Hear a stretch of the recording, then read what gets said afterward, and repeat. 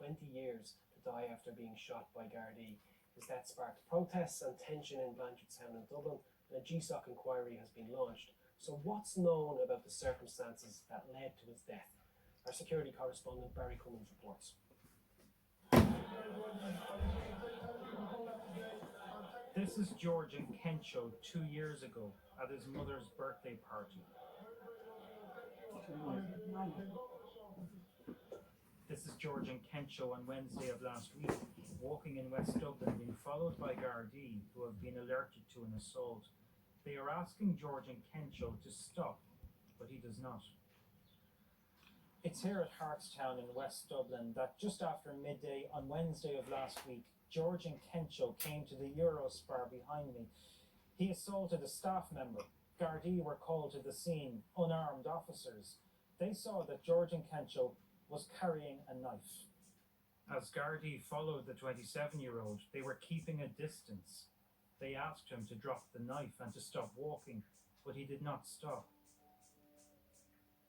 George Nkencho came to live in Ireland 20 years ago when he was 7 years old, his family settling in West Dublin. This week, his sister Gloria spoke proudly about her big brother and also about mental health difficulties he began to suffer in recent years. George was charismatic, he was sociable, he was popular, he was intelligent, he was caring, he was a protector, he was our firstborn, my brother. All he ever cared about was playing football and music. He used to love music. He made us who we are because we looked up to him and how much we loved him. And I guess life happens and people go through things that they're not able to articulate or they're not able to explain or they're not able to, work through properly, and, deep depression sets in. And they change. And it's like you see a person just change right in front of your eyes. A person you love, a person you know, just change. And I feel like it's a sudden change. It's gradual. So it'll be one thing here and then another thing there. And before you know it, that person that was so bubbly and so sociable that everybody knew and everybody loved, you just see them suffer. I've never known a place, I've never known a world, I've never known an environment where I didn't have my brother. And now, here it is. This is my reality now. It's to this quiet cul-de-sac at Manorfields Drive that George Nkencho came, arriving at the front door of his family home. It's about a 10-minute walk from Hartstown Shopping Centre. Along that journey, he was being followed by Gardaí. During that time, Gardaí were trying to establish who George was. They were asking him to stop, to put down the knife. When George arrived at his home, Gardaí didn't know whether he lived there. Based on their training, Gardaí could not let George enter the property.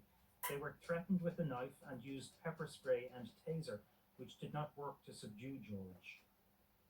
Currently, the law doesn't allow Gardaí to wear body cameras. The only footage I've seen of the moments 5 shots are fired was recorded by a passerby from a distance on a shaky mobile phone.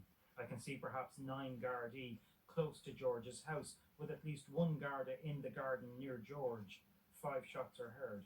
We now know that not all of those shots struck George. The Garda Síochána Ombudsman Commission is now investigating the shooting. As we filmed at the scene, Gloria was visited by the legal team now representing the family. Solicitor Phelim O'Neill updating her on the GSOC inquiry. This week, I spoke again with Gloria at her home. She's currently self-isolating as a result of the pandemic. Gloria, it's been reported that you opened the door, you came to the door in the moments that George was in the garden before the shots were fired. I opened the door when I saw my brother first, and I said to the guards, "He's sick, move," and I wasn't allowed past the entrance, and I was pushed back in to my house. Did you fear for your own safety at that No, time? I didn't fear for my own safety. What made me afraid was when the shots came in through the house when me and my two siblings were standing right behind the door. And those shots were just a few seconds later or minutes later? Just a few minutes later, it just happened, and me and my siblings were behind the door in the hallway when the shots were fired. Gardaí at the scene were making decisions in real time. Part of Garda training is that a person who is a threat and is outdoors should not be allowed to enter a building for fear the situation may escalate and other people could be harmed. Fatal shootings by armed Gardaí are rare. In the last 20 years, there have been 6 other such fatalities. Security consultant Sheila Brady is a former Garda. Speaking in general terms, these types of incidents, they're few and far between because of a range of interventions. We often hear graduated policing response. And what that is in layman's terms, or for the police officer that attends the scene, is then making a dynamic risk assessment at whatever incident it is, and then them trying to work out a range or a continuum of interventions that they may take on based on what's happening. But there's a lot in that, and yet it can happen over split seconds. Things like pepper spray or the taser themselves, studies have shown that they don't work in 100% of cases. Things like adrenaline, things like drugs, things like the reason what is kind of heightening somebody, what they're being driven by, all of those can impact. And also the technology can fail, or it can just not connect with the person. With a fatal discharge of a firearm, people will wonder, could Gardaí not shoot somebody in the arm or the leg? I think the nature of these incidents is they happen so infrequently. Our recollection or our relationship with them is often informed by Hollywood or the movies or things like that. Shooting somebody in the limb is much harder, especially if they're moving. And like using the taser and the pepper spray, sometimes even if you actually did wound somebody, you may not mitigate the risk. So they're trained to target the torso because it's the largest target for them, and if they hit it, it's likely that they will mitigate the risks. In the case of George Nkencho, it's now believed he was in the midst of a mental health crisis when he refused to drop the knife. An idea to have mental health crisis intervention teams working alongside Gardaí has long been mooted.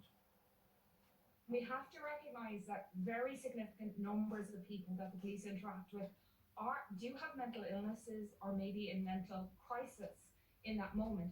In 2009, a joint working group on policing and mental health called for a pilot of crisis intervention teams. That did not happen.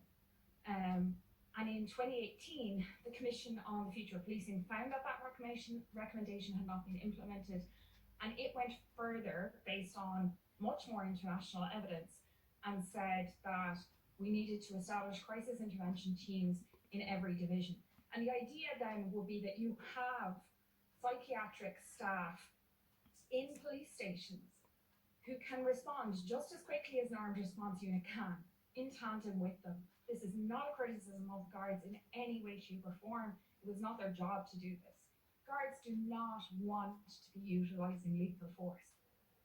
Back in West Dublin, the Nkencho family have received racist, hate-filled material, which is now being investigated by Gardaí, and this as they attempt to deal with the shocking events of last week. How are you? How is the family feeling? How are you feeling right now? Shocked, devastated, disappointed, sad, anxious. I could go on, but those are the feelings that my family are currently going through